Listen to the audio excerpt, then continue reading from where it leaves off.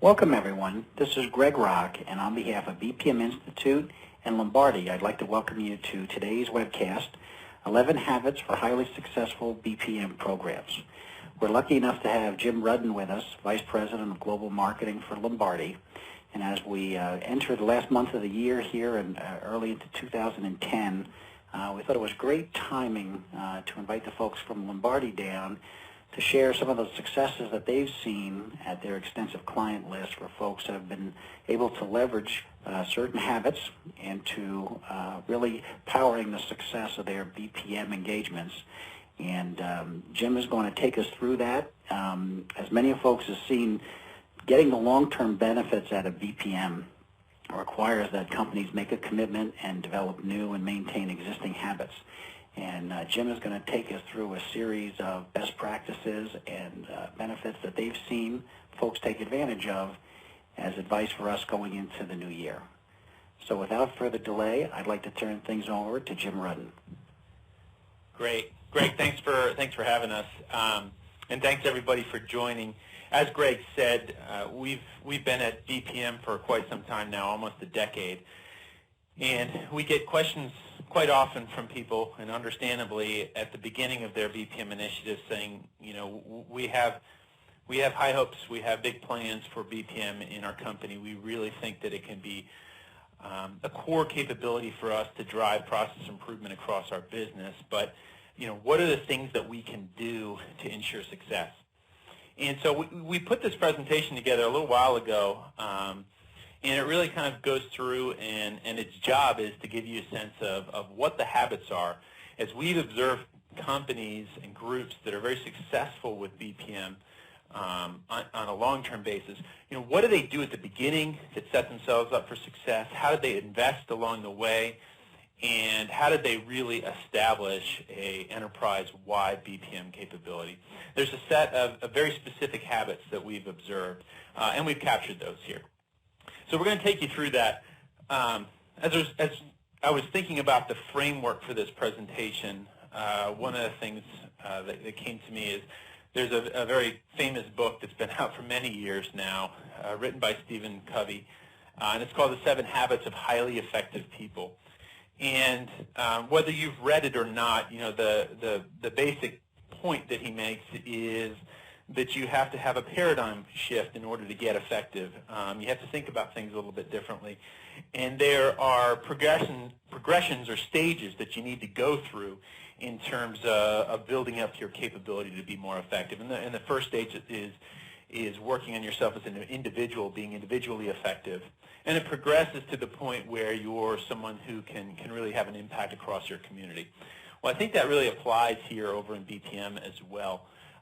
You know, as we look at this model, you just can't jump in at the level of, you know, we're going to have an enterprise-wide BPM program, you know, if you haven't done anything yet, if you don't have any experience with it or anything like that. So what we've seen is, if you think about these habits from the perspective of, you know, starting, you know, first with your successful project. So getting success in those initial projects that you do sets you up to where you can start to justify growing a BPM team and getting the competencies that will in turn set you up to provide, you know, an asset to your entire company and provide BPM as this platform for driving process improvement across the enterprise. So we really do think it is a progression. And there's a set of very specific habits at each step that we think help you move up these levels. So let's dive in and go through those. Habit number 1,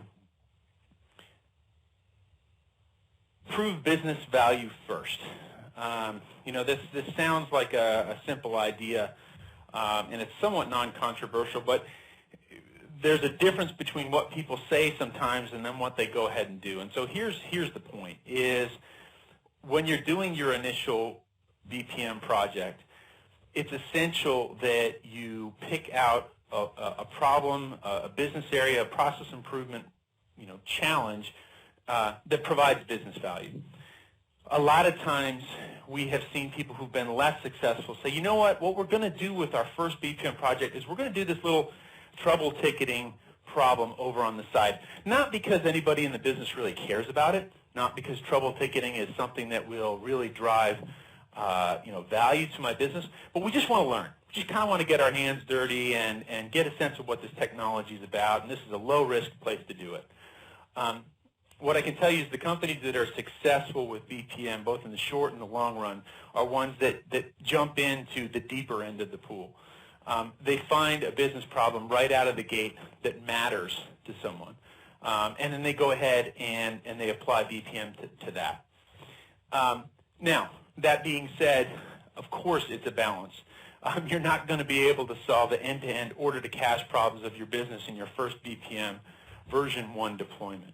But what we tell people time and again is make sure that in your first project you go after business value, go after a discrete problem that you can tackle, because when you're successful with that, that's going to give you the right to do the next version of that and to continue to look to other areas of the business as well where you can improve on. So the key point is find something that's of value, because when you're successful, you really set yourself up for the next step. There's a very specific way, and I think this is somewhat well known in the BPM space at this time, but if you are going to deliver business value in your first project, it's clear now with BPM that the only methodology that works is an iterative delivery methodology, as opposed to a waterfall. If you go for a waterfall in your first project, it's proven science in the BPM space at this time that you'll have high risk of failure in your project. Whereas if you go with an iterative approach, it allows you to engage the business more, get them telling you where the key points of value are in the process, and build the right application for them. And the way to do that is to iterate multiple times on the solution over several weeks. We have customers, at a minimum we tell people, you should do 3 major what we call playbacks, where you're bringing together all stakeholders and you're stepping through the process application. You should do that a minimum of 3 times over the course of a 10 to 12 week project. We have some customers who are doing playbacks every week. And so the key to getting that business value is an iterative approach. And so that's a key habit, kind of number 1. Habit number 2 is making BPM not just about productivity, but also about the visibility that it generates for the business. You know, a lot of people come to BPM from a workflow mentality, and they're looking at this and saying, well, gosh, isn't this all about automation? And yes, there's a key part of BPM that is automating tasks that are highly manual today and error-prone and those types of things. But there is a whole other element to BPM, which is all about just raising the visibility of how your business is done and giving you metrics in places where you've had no metrics before. Many companies can give you discrete metrics in particular departments, but they can't give you the end-to-end metrics of a key customer-facing process. And so BPM can give you that. And the companies that are successful with their first BPM projects, they actually spend some time thinking about, during the building of the process application, phase 1, what are the key metrics that we're trying to move here, and let's measure the before and after. And we'll use those metrics as a basis for continuous improvement. There's another interesting thing about visibility. We have many customers who come to us and say, you know what, for me in the first phase, BPM is not about automating specific areas of the process. I don't know enough about my end-to-end process to tell you where my pain points are. For those customers, their first step with BPM is what some people would call business activity monitoring, or BAM. Putting in place the ability to detect and track the end-to-end process, and from that, getting a sense of where your biggest problems are, your biggest bottlenecks, your biggest opportunities are for improvement.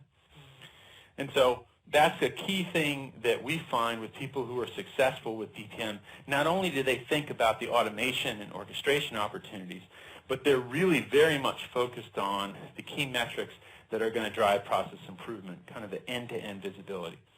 And what I can tell you is that for some companies, that is a new skill set. They have to really push in the first version of the project to get business owners to tell them, well, what are the metrics you care about? What is your baseline? What would be considered a success if we can, in the next 3 months, if we can change these metrics? But that is a critical conversation to have because it really sets you up for proving the value of the BPM solutions that you deliver. Habit number 3, I already talked a little bit about this, this concept of iterative approach. But again, I think that the idea here is to establish a paradigm, a mentality, not just in your BPM project team, but ideally in the organization as a whole, that you're not just slamming in a big application one time and you're done.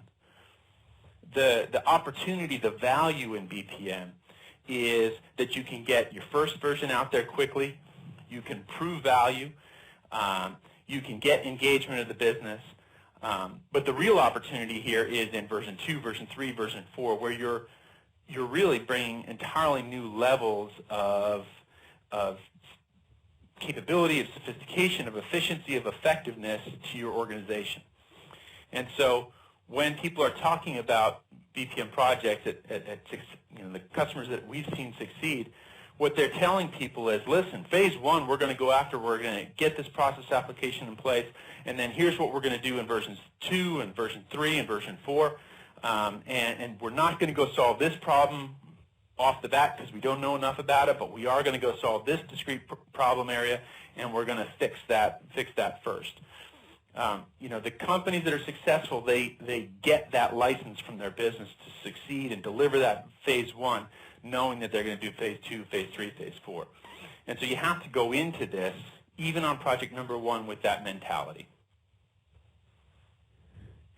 Here's a kind of a graph that we have given to some of our customers who are trying to explain this to their colleagues. And what we say is, listen, you need to think a little bit differently about process applications. Traditional big applications, whether they're custom or commercial off the shelf, they take a long time to develop or install. I'm being unkind here, giving it 5 years, but I know that there are many of you on the phone who can probably point to 3, 4, 5-year implementations of ERP systems or CRM systems. And the issue that you have with those is from the program initiative or initiation to the time that you actually deploy the system, lots of things have changed. The business has changed. Maybe some of the requirements have changed. And maybe you've turned on or off different features. So the range of possible outcomes on that deployment date are pretty high, which means this is a risky way to operate, to solve a particular business problem. And BPM gives you a paradigm shift. Okay, so we can still start out initially with that target outcome maybe a couple of years out. But with BPM, you're going to be delivering phases or versions all along the way, and you're going to be checking in, are we on track? Do we need to make a course correction? And you're going to get to where the business needs in quicker time and with more accuracy. And the other key thing is all along the way, you're providing cash returns back to the business. And so with every version, you're providing another $1 million, $2 million in savings for each version. So you don't wait to the end to get all those efficiencies. You're getting them as you go. And so good BPM programs, that's how it's working. And that's why you can get the level of engagement from business on this. Habit number 4, don't skip process analysis. What we see quite often with people new to BPM is they say, we're going to go in and we're going to solve this business problem. We thought we were going to custom build an application. You know what? We weren't very successful with that. Or we have this large requirements document for this off-the-shelf system that we were going to buy. So here's those requirements. Can't you just go ahead and build that in the BPM system? And they're not saying it directly, but what they're implicitly saying is, let's just skip the process mentality, this whole process analysis, and just implement the screens and the data model that we want. That's not BPM.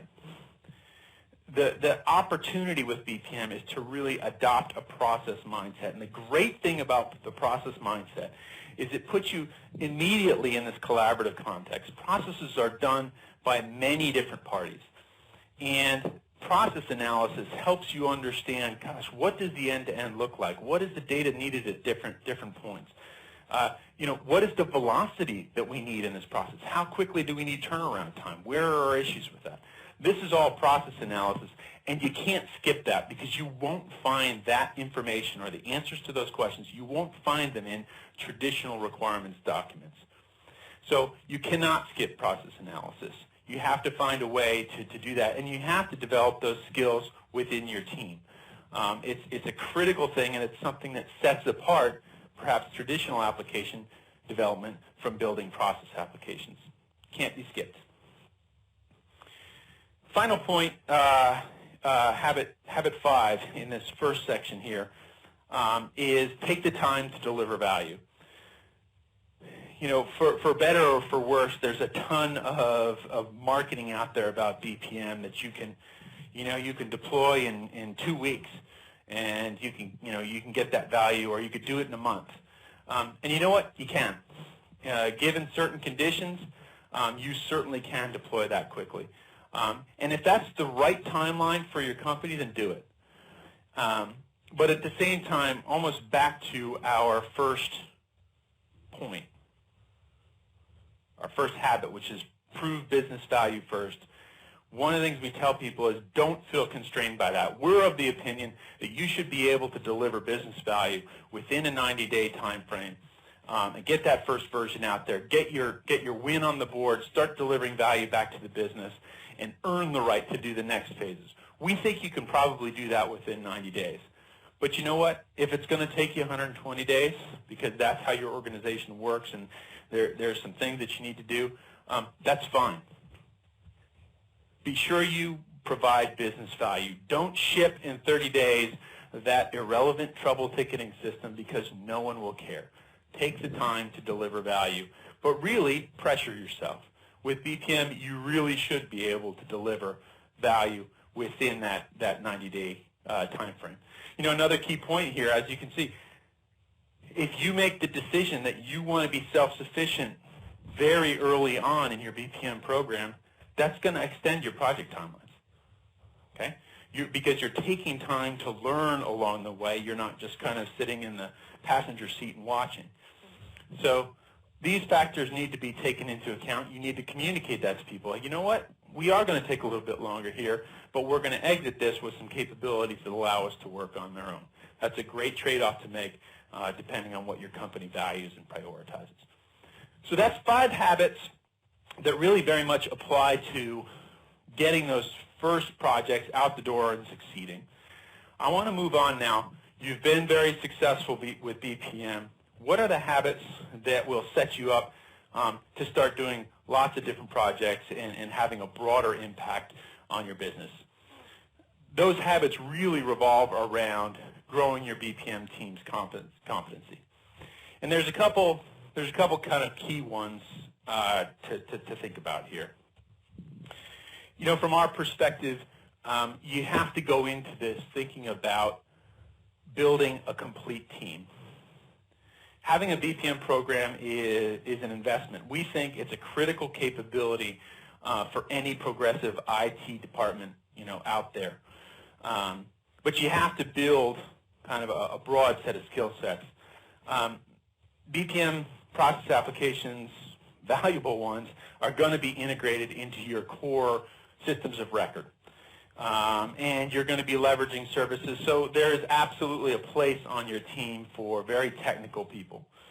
But you also have to have some new skills, some new capabilities as well. I mentioned process analysis before. So, the companies that are successful, as they're doing their first BPM projects, they're already starting to think about, okay, what is my team going to look like as I grow this out? Who are good candidates for me to reach out and plug into these different roles? And the good news is, by now there's a pretty well-defined set of roles. And you know, the terminology will be different depending on who you're talking to, but by and large, the skill sets, you know, are pretty well identified. And I want to kind of call attention to kind of three here, and they're the three ones in the middle. The BPM analyst.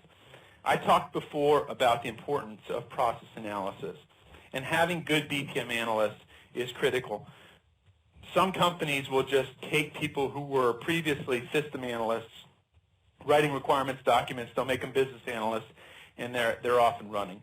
That's not the best practice. The best practice is going out and training people up or finding people who already have these process skill sets and putting them in place. Because the job of the BPM analyst is really to have conversations around the end-to-end process and the key metrics that you have that drive process improvement in this space. You also have a BPM developer. And this is someone who really is straddling the line between you know, understanding what the business imperatives are and assembling the components of a process application. And that includes screens, that can include integrations, et cetera. And then you're also going to have a technical consultant typically on your team as well. You know, this is someone who is going to write the more complex integrations to existing systems and this type of work. There's also a supporting role, and I want to emphasize that the companies that are successful with BPM programs, they do a lot to evangelize about BPM and what BPM process applications, what their needs are. And so one of the key things that you need to be thinking about when you're thinking about your BPM team is you should be out there recruiting in, at the very least, educating people in your infrastructure teams, people who own kind of database admin for core systems of record. You should educate them about what the needs are of BPM and how you're going to be doing rapid iterative development and how can that sync in with some of their deployment timelines and upgrade timelines. It's critical that you go out and you evangelize what you're going to be doing with them, because you're going to need them to help you, you know, plug in to their timelines and figure a way to tie your iterative development with sometimes some of their more restrictive approaches. So that's that team. Habit number 7, make self-sufficiency a priority. What we're really saying here is, in the long run, people that succeed with BPM programs, they do one of two things. They decide that they're really going to allocate people full-time to BPM. They're not people that they're going to beg, borrow, and steal for 6 weeks here and 6 weeks there. They put them into the BPM team, they make that commitment, and they make sure that they have all the right skills represented on that team. One of the things that they also do is they don't mix self-sufficiency with tight timelines. So back to what I said before, taking time to deliver value. For people that are focused on self-sufficiency, they carve out that teaching, that learning time as part of their project plans, and they make that a priority. Now, some people also use their partners extensively. And so if you're the type of company that does a lot of work with partners where they do a lot of delivery, the same thing applies. Those partners really need to get up and self-sufficient and plugged in and the skills that they need to be able to support you. So that's kind of a key habit that we see out there. The real action there is making sure that you're factoring in time and investment in education. And, you know, with the Lombardi side of the house, we have certification programs. But one of the things that we feel very strongly about as well is there are things that you can learn to get certified and take a test. But there's also on-the-job training, on-the-job learning and mentoring that you need to get to help you put you in the right mindset to be successful with BPM. And so there is education and there's mentoring, and we think all of that goes together into getting people certified, you know, at the right level. Final points I want to talk about, kind of that final level, leveraging BPM across the enterprise. the people that have made the investment, that have had those initial BPM successes, have grown up their team, how do they really get at the CIO and even CEO level awareness of BPM and process improvement? How do they do that? Couple things that they do very specifically. They fund to the value of process improvement, not the first release.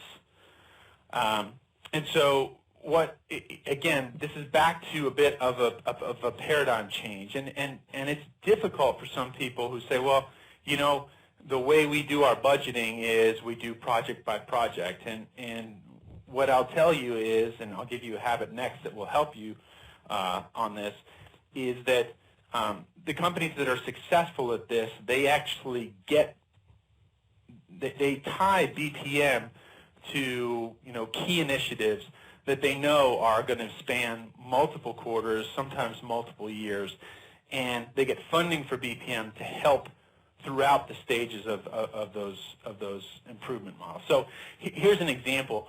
The most successful BPM practitioners, what they do is they tie in to the corporate strategy of the organization.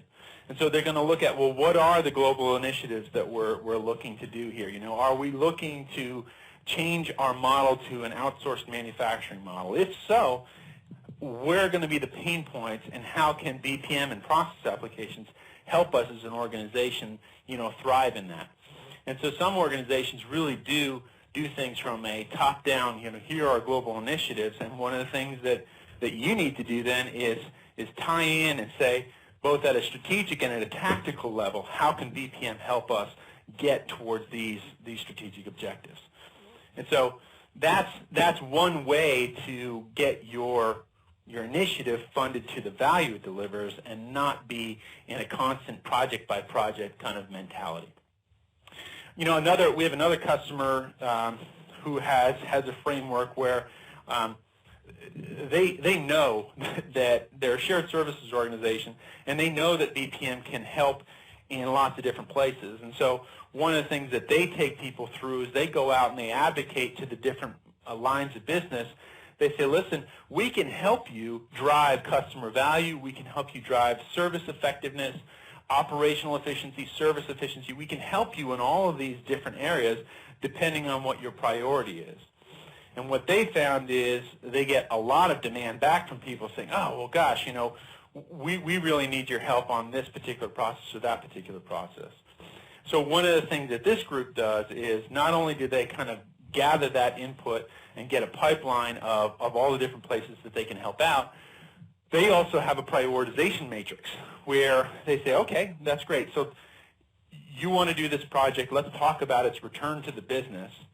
And so they factor in what the return on investment is of doing this project, which is very useful. Another really interesting point that this customer does as well is they look at that group that they're working with, that line of business, and they say, well, what is your organizational ability to accept change?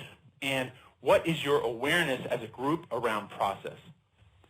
If this group doesn't accept change very well and knows nothing about process, then they factor that into the prioritization around the likelihood of success of that project. So, this particular customer, they're a retail bank, they're really good at eliciting all the requirements, places where they can help the business, and then going in and tackling the projects where they think there's the highest return and the highest opportunity for success, which obviously sets up a virtuous circle of continuous improvement. Habit number 9, and this is just as kind of iterative development is the key to succeeding with process applications.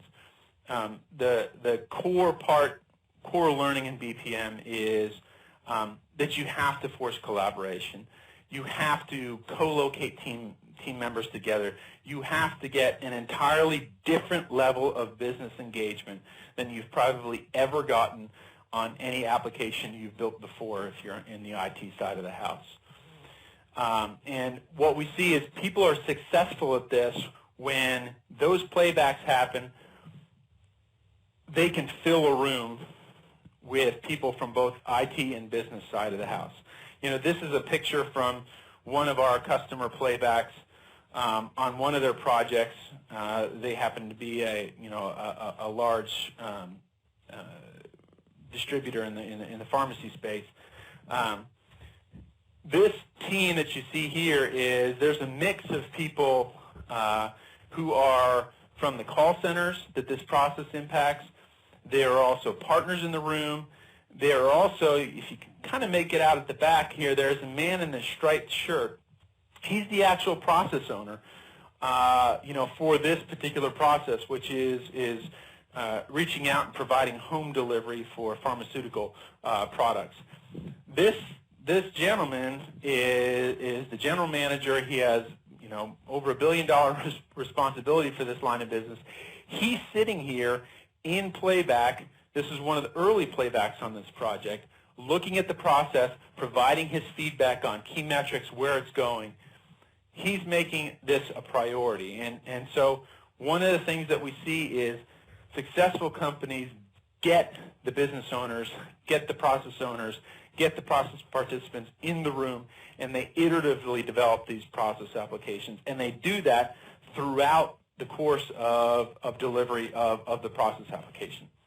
And so that's one of the key things. If you don't have this collaboration, ultimately, at an enterprise level, you won't have repeatable success with BPM projects. Kind of bleeds into the next path is establish the owners. One of our customers, the CIO there, Eric Keller, he always talks about his process applications, and he says, if there's no business owner for the process, there's no process application. I won't do it. You need people from the business engaging and saying what the priorities are for this. The key benefit to an iterative approach is that you can make trade-offs, you can make changes to adapt to changing requirements and changing business conditions. But in order to make the right decisions, you have to have a level of business engagement that's telling you, helping direct you kind of where to go. And so that's an absolute requirement for succeeding with BPM. Final point, final habit. Market your work. This is something that some IT groups do intuitively, and others need to kind of develop that habit. But what we've seen is an interesting thing about BPM is a lot of people, particularly over on the business side of the house, they don't get BPM until they actually see it. And so when they see a process application and they see that they're going to be able to see the status of a process and drill into who's doing what and see where the bottlenecks are and where the problems are, and how it's going to simplify their life from logging into 7 systems down to 1 system, and it's just going to streamline. Until they see that and have that feeling, they don't really get it. And so if you want to get people in diverse parts of your business bought into your BPM program, you have to market to them. You have to go out and do roadshows and say, listen, this is what process improvement can do for you. We can help you with service efficiency. If that's the key requirement in your group right now, we're people that can help you do that. Here's some examples of what we've done in other parts of the business. Let's get a process conversation going. And there's so many different technologies that can help you do this quickly now. If you have internal wikis, those are great places to post things.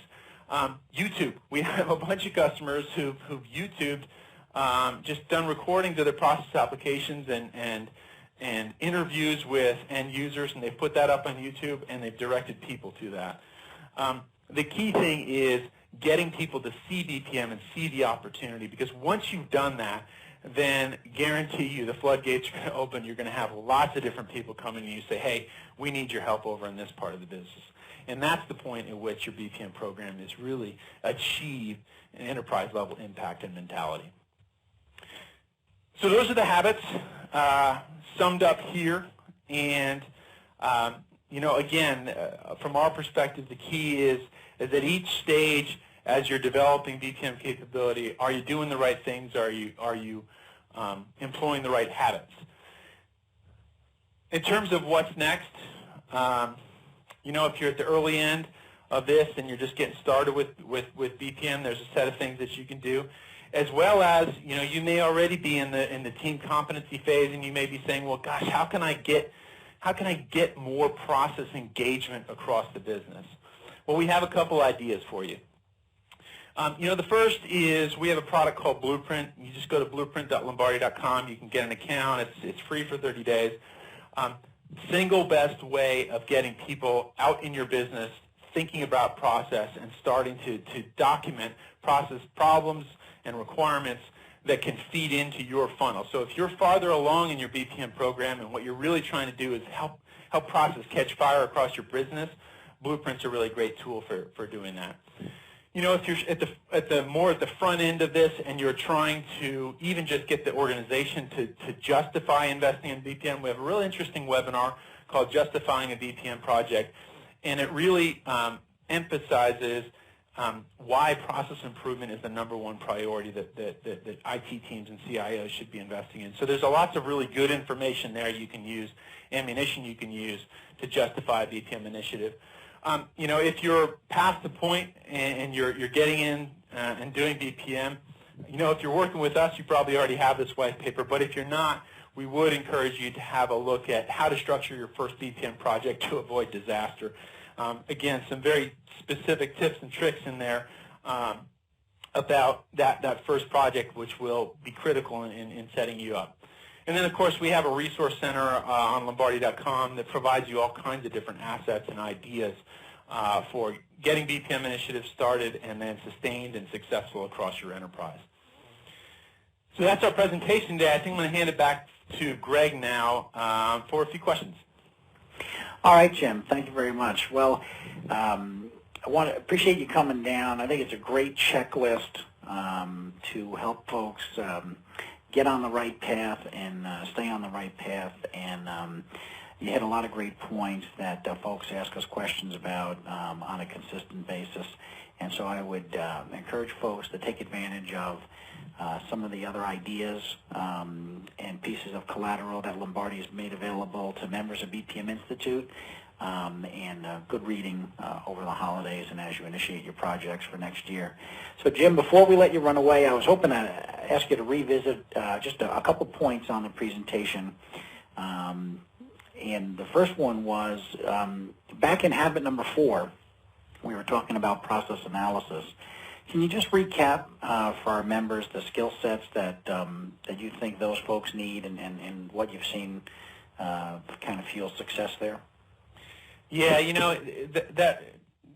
that is really it's a tricky position, and it's a very important one.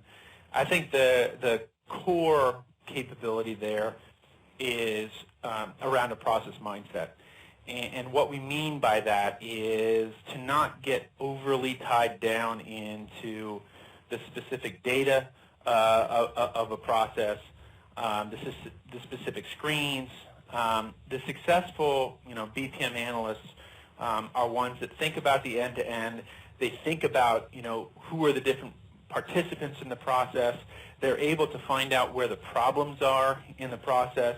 And then they're able to help kind of lead sessions on kind of ideating around what are the potential improvements that we can take here. So, I think our key point on that is, can some of your traditional system analysts be successful in this role? Potentially, if they can adopt a process mindset. What about people who are trained in Six Sigma? They can be successful in this role as well, though there are going to be some new skills and a new mindset they're going to need to learn as well. It's a tricky role, and for that reason, we've actually established certification programs for all the major roles of a BPM program. But that's something that you really need to put someone through, get them certified as a BPM analyst. We obviously have a very specific kind of curriculum for them and ideas about what needs to be done. There are other certification programs out there as well that are applicable. But it's something that you're not just going to find these people walking around your organization. There are some new skills that your people are going to need to learn to succeed as BPM analysts. Couldn't agree with you more on that one, Jim. And most folks know we have a pretty robust training curriculum as well. Yep. And so Lombardi's offering, as well as some of our own, are two good places to start. Absolutely. So if I can switch gears on you for a minute, Jim, and talk about what folks should expect from a timing perspective on their first project, and then maybe what kind of effect they would see on subsequent projects as far as how long it'll take to get everything set up. Yeah, it's an interesting one. As I said in the presentation, typically we tell people you ought to be able to get a valuable process application built and deployed in 90 days. And I think that's a good benchmark. Some people do it faster. Some people take longer. And some of the people who take longer, one of the things that we often hear is they'll tell us, we're bought into BPM. We're going to do BPM in a big way. So, step one for us is establishing, getting all the production environments and development environments and getting all of these things set up. And that's going to take a lot of time, and we're going to have to do a lot of, certification and all those things. And that, of course, can expand your timeline. I think the one comment we would make on that is, if that's your reality, if that's kind of what you have to do to get a new kind of key system approved within your organization, if possible, we would suggest trying to have two distinct work streams. So one is the work stream around getting this basic installation certified, and the other work stream is out there going and tackling a process improvement problem that's going to deliver that value I talked about. Because what you don't want to do is you don't want to have spent a chunk of time getting things certified, but you don't have any business value that you've delivered to the business. That could start to put you behind the 8 ball very quickly if that was your approach. So again, we understand that there are realities in some organizations where they need to get their environments hardened and set up and that type of stuff. If you have to do that, do it. But try, if possible, to do a parallel path where you're actually going out and solving a particular business problem with version 1 as well.